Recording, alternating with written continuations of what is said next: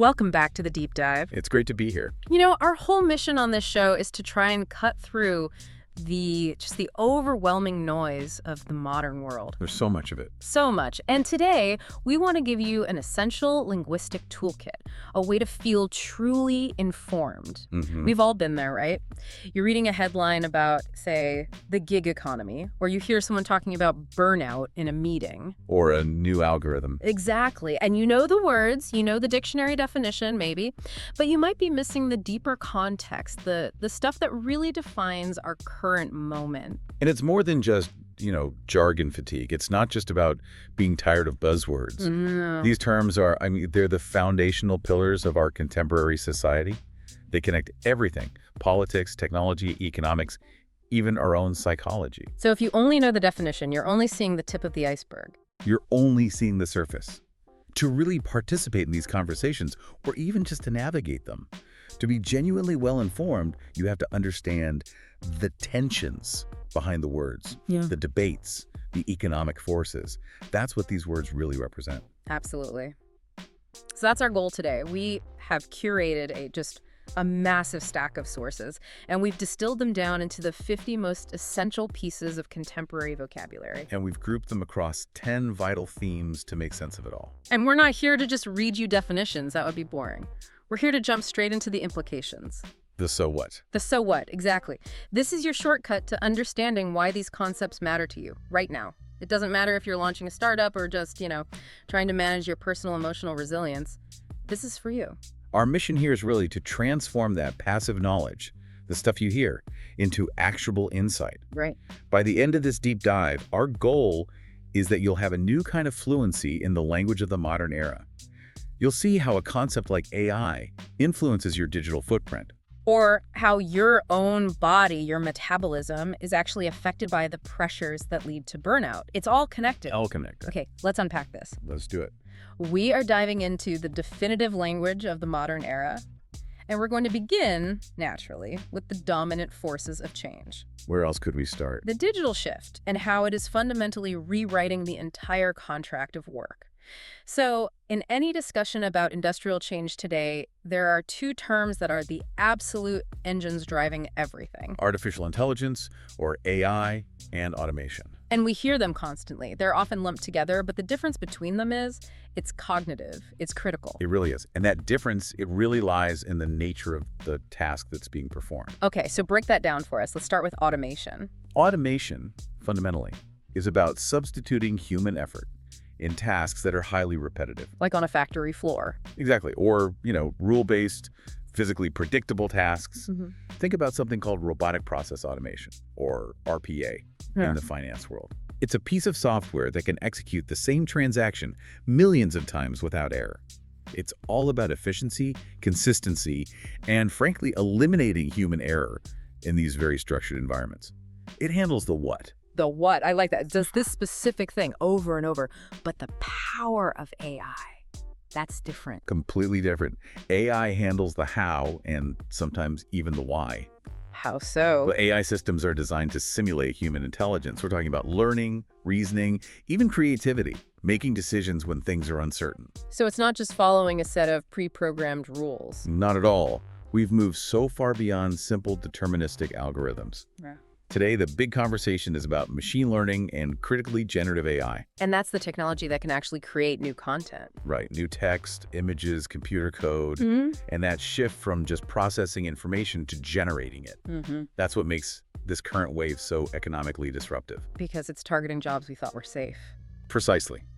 It's targeting those middle skill cognitive jobs. The writers, the coders, the paralegals, graphic designers. Jobs that, a few years ago were seen as completely immune to automation. Exactly. So when you introduce these twin engines into a market, into society, you don't get slow incremental change. No, you get the absolute necessity of what we call digital transformation. And this is a term that is, I think, vastly underappreciated. Oh, massively. A lot of companies think it just means moving their files to the cloud or getting a new software suite. It's so much more than that. It's a holistic and honestly, often a very painful organizational imperative. It is not just a tech upgrade. It's a complete rethink of everything. Your business culture, your internal processes, how you interact with your customers. And it's all built around the availability of real-time data and these AI-driven insights. And here's the key. The challenge isn't really the technology. The tech is there.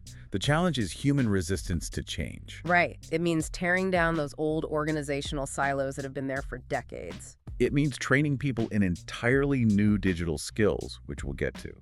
And it means accepting a speed of change that older corporate structures, they just were never designed for. So the big implication here is that if a company isn't in a perpetual state of digital transformation right now, it becomes brittle, and it becomes irrelevant fast. This incredible pace of change, it's often driven by this concept that we all celebrate. We love this word, the breakthrough. Yes. Whether it's the mRNA vaccine development or a leap in quantum computing, a breakthrough represents sudden, dramatic, nonlinear progress. It's not just a small step forward. No, it solves a problem that was previously thought to be insurmountable. They are the market accelerators. But breakthroughs, and this is the key tension, particularly in AI, they are totally dependent on massive, massive data sets. And those data sets, more often than not, contain sensitive individual information. And this is exactly where the celebration of innovation just slams headfirst into the urgent contemporary concern of data privacy. Right. The individual's right to control their own personal identifying information. Their browsing history, their health records, their location data. All of that is in direct conflict with the technological imperative to just vacuum up all available data to train the next revolutionary AI model. Exactly. And we see this tension playing out on a global scale. You see it in legislation like the European Union's GDPR. The General Data Protection Regulation, which sets very strict controls on how data is collected, stored, and used. So understanding data privacy isn't just about protecting yourself online. It's about recognizing that this tension, this is the core regulatory battleground of the 21st century. Absolutely. The extent to which we decide to regulate data use will directly determine the speed and the nature of the next technological breakthrough. It's a trade-off. Okay, so that technology drives the change, and the change, in turn, dictates where and how we all work. The first, most immediate shift we all saw, especially post-pandemic, was in our physical location, which introduced two huge terms into our daily vocabulary: remote work and the hybrid model. And again, they seem similar, but they're very different in practice. Remote work is the structure where the worker operates completely outside a traditional centralized office. 100% of the time. 100%. The promise is, access to global talent pools, reduced real estate overheads for the company. But the hybrid model is what you call the messy current reality. It is messy. It's a scheduled mix of in-office days and remote days. Usually, the in-office time is focused on collaboration. Why is that distinction so critical? Because hybridity introduces a ton of complexity. Management now has to govern two separate and distinct operating environments. Right. And they often struggle with these new issues like equitable access to leadership. And the big one, proximity bias. Which is what exactly? It's the unconscious tendency to favor the employees you see in the office every day. They get the better projects, they're thought of first for promotions. Just because they're physically there. Just because they're visible. It's a huge challenge for fairness in a hybrid world. So this massive shift in location is happening at the same time as a huge structural shift in our employment contracts. Yes, and that is dominated by the rise of the gig economy. So define that for us. What is the gig economy at its core? It's a labor market that is characterized by the prevalence of short-term contracts or freelance work, as opposed to permanent, full-time jobs. So think ride-sharing drivers, freelance writers on a platform, coders who pick up project-based work. Exactly. The promise of the gig economy, the sales pitch, is flexibility and autonomy. You get to be your own boss. Yeah, there's always a but. The underlying debate is about the precarity it creates, the instability. Because these workers are almost always classified as independent contractors, not employees. And that classification means companies get to avoid providing all the traditional benefits we associate with a job. Health insurance, retirement contributions, unemployment safety nets. The worker bears all of that risk themselves. They bear all of it. So understanding this term, gig economy, Means understanding the global legislative battle that's happening right now to redefine what employee status even means in the face of platform capitalism. It's about ensuring basic worker security. And in this new environment, whether you're fully remote or hybrid or a gig worker, that old line between your personal and professional life, it just dissolves. It's completely gone. Which is why the term work-life balance has moved from, a talking point in a management seminar to a crisis-level need for so many people. Yes. Work-life balance is the concept of managing your time and energy between your career, your family, your personal development. But in an always-on digital world, where an email notification at 10 p.m. is seen as normal. That balance is constantly under threat. The struggle isn't necessarily about getting an equal number of hours for work and life. No. It's about achieving a sense of satisfaction and minimizing stress across all of your life roles. And if that's left unchecked, if that balance is lost, it leads directly to the next big problem. Which is burnout. We'll get there. But first, let's link all of this back to the technological necessity we started with. None of this remote, hybrid, or gig work is even viable without a robust set of digital skills. And that term has changed so much. Historically, digital skills just meant you knew how to use Microsoft Office. Right. Can you use Word and Excel? You're hired. That's not the world we live in. Today, the definition is vastly expanded. It requires functional data literacy. Meaning you can look at a chart or some basic statistics and understand what they're telling you. Exactly. And understanding the logic of platforms. And crucially, it now includes a brand new skill, prompt engineering. The ability to communicate effectively with these new generative AI tools to get the best possible output. If you view these digital tools as just accessories or optional extras, you're already operating with an outdated skill set for the modern workplace. You are already behind. You're behind. Wow. Okay, that sets the stage perfectly. We have just defined all these external pressures, the changing contract of work, the incredible power of AI.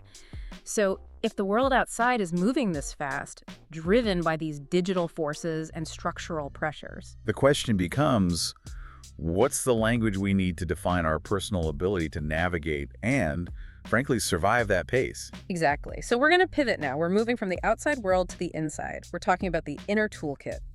The pace of this digital shift we've been talking about, it requires us to have highly developed internal defenses. Absolutely. So let's start with the proactive language, the language of self-awareness. And that is all encapsulated in the practice of mindfulness. Mindfulness. It's a state that you achieve by focusing your awareness on the present moment. Just on the here and now. On the here and now, while calmly acknowledging and accepting your feelings, your thoughts, your bodily sensations, without getting carried away by them. So it's not about emptying your mind, which I think is a common misconception. Not at all. It's about observing your mind without judgment.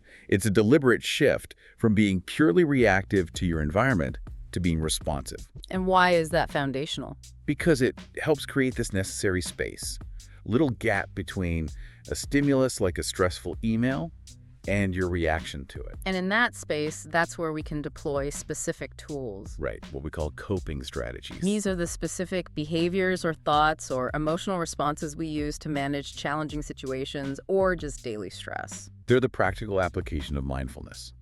If mindfulness is what helps you identify the stressor, the coping strategy is what helps you manage the fallout. So what are some examples? Well, strategies vary a lot. They can be problem-focused tactics like time blocking your day or delegating a task you can't handle. Or they can be emotion-focused. Exactly, like talking to a friend or going for a run or engaging in a hobby. The goal is simple, really. To interrupt the stress cycle. To interrupt the stress cycle before it escalates into a chronic mental health issue. Which brings us to the internal threat that I think really defines our era, especially among younger populations. And that word is anxiety. And this is so much more than just simple worry.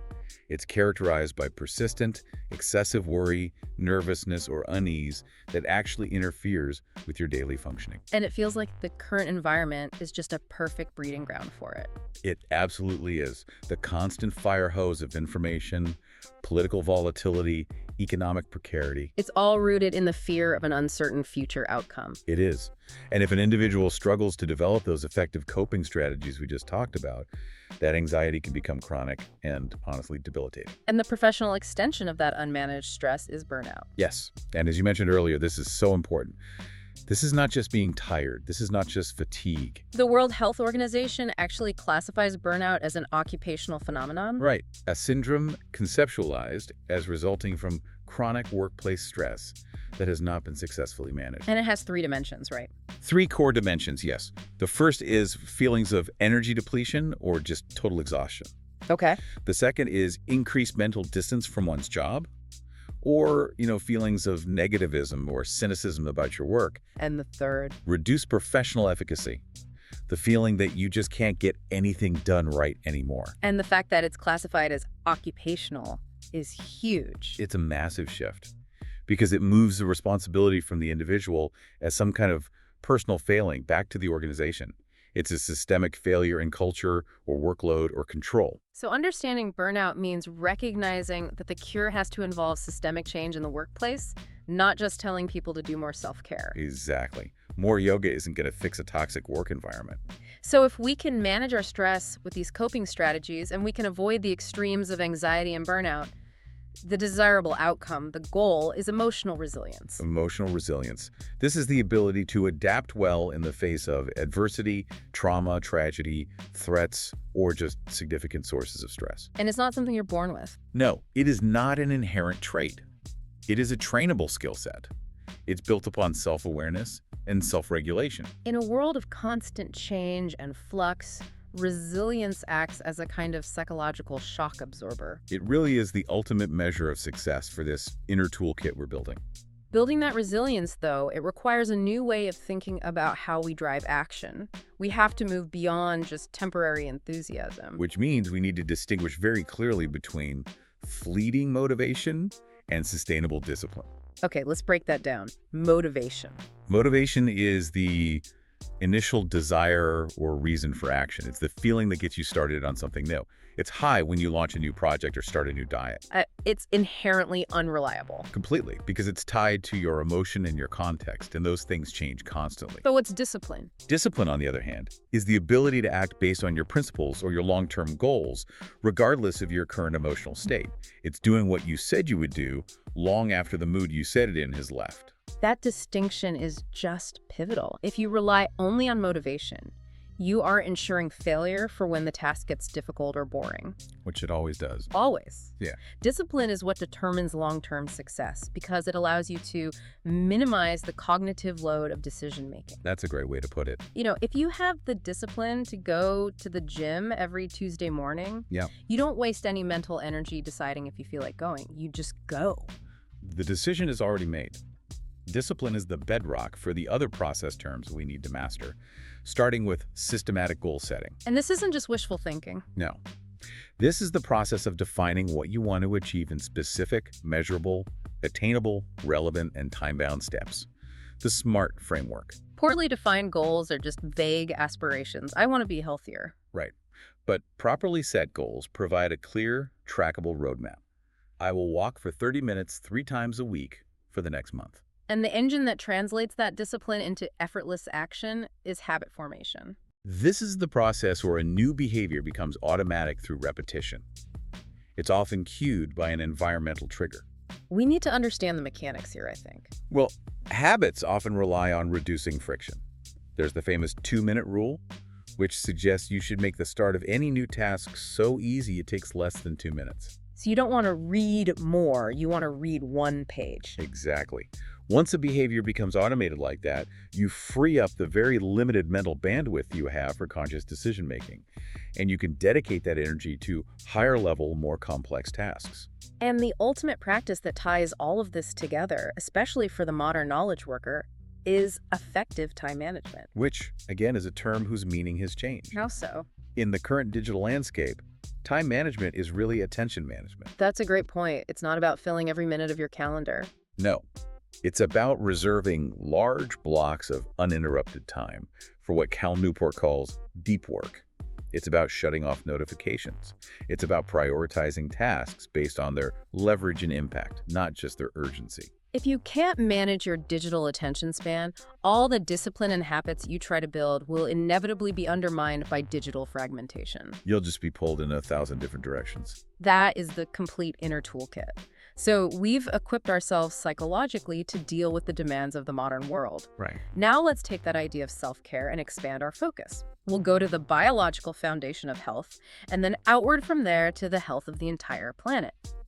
When we shift the conversation to physical health, it has to start with the biological mechanism that dictates absolutely everything, our metabolism. Metabolism is the engine. It's the sum of all the chemical processes that occur within living organisms to maintain life. Primarily, it's about converting food into energy. And why is this term so relevant right now? The contemporary relevance lies in the discussion around metabolic health.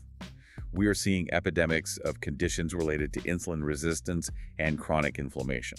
And what that fundamentally means is that the body's energy conversion processes are broken or inefficient. They're not working properly. So improving your metabolic health is really key to fighting everything from obesity and type 2 diabetes to even cognitive decline. And the fuel for this metabolic engine is a balanced diet. But that term itself has evolved, hasn't it? It's not the old food pyramid anymore. No, not at all. A balanced diet today is interpreted through the lens of nutrient density and avoiding chronic inflammation. It's about ensuring we get the necessary proportions of macronutrients: protein, fat, carbs, and micronutrients. Which brings us directly to the next term, nutrients. These are the specific components in food that the body needs for health and growth. And the conversation now is so much more specific. We're talking about specific micronutrients like vitamin D or omega-3 fatty acids. Right. And the incredible importance of fiber for the gut microbiome. Which we now understand is critical for everything from mood regulation to immune function. Absolutely. So a balanced diet isn't just about calories. It has to deliver these critical components to support all of these complex biological systems. And there's one nutrient that's often overlooked, yet it's completely non-negotiable for metabolic function and nutrient transport. Simple hydration, water. It seems so basic. It is basic, but it's essential for every single chemical process we just discussed. It regulates your body temperature, transports nutrients, cushions your joints. Dehydration, even mild chronic dehydration, immediately impacts your cognitive function, your energy levels, and your metabolism. So all of these inputs, the diet, the nutrients, the hydration, they're all fundamentally supporting the body's ultimate defense system. The immune system. This complex network of cells, tissues, and organs that works tirelessly to protect the body from pathogens and diseases. And the contemporary insight here, the big shift, is moving away from just passively waiting for illness to strike. And then treating it with medicine. And instead, proactively managing inflammation and supporting the immune system through daily lifestyle choices. Understanding the immune system's central role is key to understanding everything from fighting the common cold to managing complex autoimmune conditions. Now we take that concept of interconnected systems, the human body, and we apply it to the largest system of all, the planet. And we have thankfully moved past the debate over terminology to a definitive term. The climate crisis. Using the term climate crisis is a deliberate choice. It acknowledges the overwhelming scientific consensus that climate change is an immediate and catastrophic threat to civilization. It's not just change. No, it demands an emergency-level global response and systemic societal change. It replaces that milder, less urgent language of global warming or climate change by emphasizing the existential risk and the very narrow timeline we have to act. When we talk about action and accountability for that crisis, we have to focus on the carbon footprint. This is the total volume of greenhouse gas emissions, usually measured in carbon dioxide equivalents, that are generated by an individual, an organization, a product, or an event. It's our measure of impact. It is. And for corporations, the conversation has become highly sophisticated. They're now focusing on scope 1, 2, and 3 emissions. Okay, can you quickly break those down? Sure. Scope 1 is your direct emissions from sources the company owns. Think of factory smokestack. Scope 2 is indirect emissions from the electricity you buy. But Scope 3, that's the big one. That's the huge complex one, is all the emissions from the entire value chain, your suppliers, your logistics, and even how consumers use your product. That's where most of a company's impact truly resides. So measuring the footprint is the first step toward responsibility. It has to be. You can't manage what you don't measure. And measurement demands solutions. The leading technological solution is renewable energy. These are energy sources that are naturally replenished on a human timescale. So we're talking about solar, wind, geothermal, and hydropower. Right. And the discussion here isn't really about feasibility anymore. We know they work. It's about scalability and grid integration. The contemporary challenge is overcoming the intermittency. The sun doesn't always shine, the wind doesn't always blow. Exactly. So the focus is on advanced battery storage and smart grid technology. These are the tools that will allow us to rapidly decarbonize the electricity sector and reduce that overall carbon footprint. But technology, as always, can only solve part of the problem. There's a human component. Which is conservation. This term refers to the protection, preservation, management, and restoration of our natural environments and wildlife. So this is about behavior. It's entirely about behavioral shifts. Reducing consumption, minimizing waste, practicing responsible land use. It's the necessary complement to renewable energy. Why is that? Because if we only adopt new, clean technologies, but we fail to change our underlying consumption habits, we risk simply shifting the environmental burden to other systems. Like the mining required for batteries. For example. And to really understand why conservation is so vital, we have to grasp the definition of an ecosystem. This is the complex network of living organisms interacting with each other and with their non-living environment, the air, the water, the soil. The key insight here is the concept of interconnectedness. Interconnectedness and tipping points. When one part of an ecosystem fails, let's say a specific species goes extinct, or a coral reef dies due to rising ocean temperatures. It can trigger a chain reaction. It can trigger feedback loops that lead to the collapse of the entire system, and that ultimately impacts global climate stability and our food systems. Our well-being is inextricably linked to the health of these ecosystems. That transition from our own physical well-being to the planet's well-being, it really shows how all of this modern vocabulary forces us to look at responsibility at every single scale. From the personal to the planetary. Okay, let's pivot again. We're moving from physical systems to the cognitive and societal systems that govern how we learn and interact in the digital sphere. Education is what provides the foundational tools for navigating this modern information landscape we find ourselves in. It's supposed to, anyway. Right. And within formal education, the whole structure is defined by two key terms: the curriculum and the assessment. The curriculum is the structured, prescribed course of study. Yeah. But the contemporary conversation around it isn't so much about what is taught anymore. It's about how it's taught. And how it's tailored. The rise of personalized learning and competency-based education means the curriculum has to be flexible, it has to be responsive, it has to shift rapidly to include the new technical skills demanded by the market. And assessment is how we measure if that learning actually happened. And this too is evolving. We are slowly moving away from purely standardized multiple-choice testing. Toward what? Toward competency-based assessments that measure the practical application of knowledge, not just rote memorization. Which is driven by the realization that in the age of AI, simple recall of facts is basically irrelevant. A computer can do that infinitely better than us. What matters is performance and creative problem solving. And given the relentless speed of technological change we talked about back in part 1, The structural necessity for every citizen today is lifelong learning. this isn't just optional self-improvement anymore. It's not a hobby. No, it is a continuous self-motivated pursuit of knowledge and skills that is absolutely essential for your career viability and your personal relevance. If you stop learning, your skills depreciate, and they depreciate rapidly. And this demand requires an expansive, very modern definition of the word literacy. It's no longer just confined to reading and writing text. Today, literacy has to include digital literacy, understanding how software works, how to spot a phishing email. And critically, data literacy, which is the ability to read, understand, interpret, and communicate data as information. In a data-driven economy, being illiterate in data is a major, major handicap. And finally, the essential skill for filtering the tidal wave of information and for avoiding manipulation in this environment is critical thinking. This is the objective analysis and evaluation of an issue in order to form a reasoned judgment. This is our ultimate defense mechanism against what some people call a post-truth society. It really is. It involves questioning your own assumptions, identifying biases, both your own internal ones and external ones, checking sources, and understanding the cognitive shortcuts your brain likes to take. It's the ability to differentiate between a complex, nuanced argument and a simple, emotionally charged assertion. Which is absolutely vital in a media environment that is saturated with content driven by algorithms seeking one thing above all else. Engagement. Okay, here's where it gets really interesting. It does. Because the very system we just talked about, critical thinking, is constantly being undermined by the unseen hand of the algorithm. The algorithm is the set of automated and usually totally opaque rules that governs the flow of content on all the major platforms. And crucially, these systems are optimized for one primary goal. Engagement. Keeping you on the platform for as long as possible. So they learn your preferences, your biases, your triggers. And their recommendation engines reinforce those preferences by showing you more and more of what you already interact with. And that's what often leads to filter bubbles and political polarization.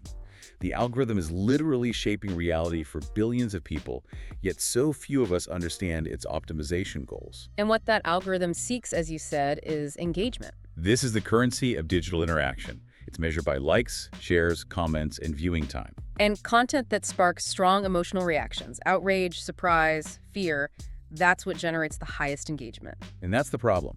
The platforms prioritize maximizing this metric, often at the expense of accuracy, nuance, or even the mental well-being of their users. Which ties right back to our conversation about anxiety and mindfulness. It's a direct link. The human beneficiaries of this engagement economy are the influencers. These are individuals who have built up significant authority and trust within a specific niche, or sometimes a broad audience. And that allows them to affect purchasing decisions or opinions. The influencer economy represents a fundamental shift in marketing and in media gatekeeping. It's replacing the authority of traditional media with perceived authenticity and a direct connection to an audience. They are the new media channels. And their success is entirely predicated on their ability to consistently generate high levels of that algorithm-friendly engagement we were just talking about. As we engage with these algorithmic platforms, with these influencers, we are leaving behind a permanent searchable trail. Our digital footprint. This is the persistent trail of data, posts, search queries, and interactions that an individual leaves behind every time they use the internet and digital devices. And understanding your digital footprint is so vital because it is persistent. It doesn't go away. And it can be aggregated by AI to create these predictive profiles that can influence everything from your job applications to your insurance rates. It forces a really serious discussion of personal responsibility and what our digital legacy will be. Definitely. And finally, these platforms host what we call the online community. These are groups of people interacting primarily via the internet, bonded by mutual interests. And they can offer incredible benefits: support, specialized knowledge, a sense of connection across physical barriers. But they also present challenges. Big challenges. Anonymity and that immediate feedback loop of the algorithm can foster toxicity, polarization, and groupthink. Making it even harder to practice that critical thinking when you're surrounded by thousands of affirming voices telling you you're right. It becomes almost impossible. Wow. Okay, that completes our look at the forces shaping our cognitive environment. So now let's move to the final part. The language of wealth creation and the tangible acts of global connection that define the movement of people and ideas across borders. In the modern economy, especially in the fast-paced tech sector, business really starts with the concept of the startup. And its financial foundation, which is revenue. Let's start with the startup. It's characterized by its intent, right? Exactly. A startup is a temporary organization that is in search of a repeatable and, crucially, a scalable business model. It's often leveraging technology for disruptive growth. Which makes it fundamentally different from a small business, or what's sometimes called a lifestyle business, which prioritizes stable, predictable income over exponential market capture. And while revenue is, a simple concept, the total income generated from operations, the contemporary relevance is in the type of revenue. Yes. In the digital age, we prioritize recurring revenue. This is income that's expected to be received regularly, usually from subscriptions or contracts. Think software as a service, or SaaS. You pay a monthly fee. That consistent recurring revenue is a primary metric for determining a startup's valuation and its long-term health. Because it signals predictability and customer loyalty. Right. And what fuels that growth is innovation. Yeah. We discussed this before, but in a business context, it's the process of translating an idea into a good or a service that creates value for which customers will actually pay. But this isn't random lightning strikes of genius. No. Innovation has to be systematically informed by data. And that systemic process is market research. This is the rigorous process of gathering and analyzing information about consumer needs, their preferences, competitor activity, and the overall market dynamics. It's the necessary risk mitigation step. It is. It ensures that your innovation is directed toward an actual profitable customer demand, rather than you just building something in a vacuum that nobody wants. And the ultimate aspiration for almost every modern startup is scalability. Scalability. This is the ability of a business model to handle a massive increase in demand or workload without a corresponding decrease in performance or efficiency. And critically, without requiring a proportional increase in your costs. That's the key. Scalability often depends on things like network effects and digital infrastructure. For example, adding 1 million new users to a software platform is highly scalable. The cost is almost zero. But doubling the output of a physical factory is not. It requires a huge capital investment. And scalability is what attracts venture capital. Because it promises that explosive, non-linear growth and incredibly high profitability once your fixed costs are covered. Okay, finally, let's turn to the language of connection and movement, the more human side of things. When we're planning, we rely on the itinerary. The itinerary is the logistical framework, the detailed plan or route for a journey. It seems like a very simple, basic term. It is, but its contemporary relevance is the shift toward dynamically updating digitally managed itineraries. They can adapt in real time to travel disruptions. It just highlights how technology has refined even the most basic elements of travel planning. But the real value of movement, of travel, isn't in the logistics. It's in the exposure to cultural diversity. This refers to the variety of human societies or cultures. It encompasses all their different traditions, languages, beliefs, and practices. And the deep dive here, the real meaning, involves moving beyond just passive tourism. To active engagement and appreciation. It means recognizing and respecting the differences that enrich the human experience, challenging your own assumptions, and practicing what's known as responsible tourism to minimize your negative local impact. A vital part of that appreciation, and maybe the most immediate window into a place's history, is its local cuisine. The specific food, the ingredients, the cooking traditions of a region, they tell a story. A story about its climate, its history, its trade routes, its agriculture. Engaging with local cuisine is often the simplest and most accessible form of cultural exchange.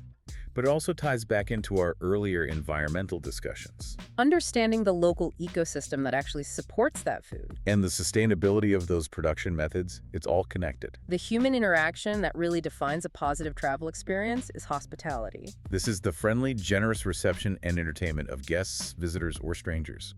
Why is this word so key? Hospitality is key because it's what bridges cultural divides.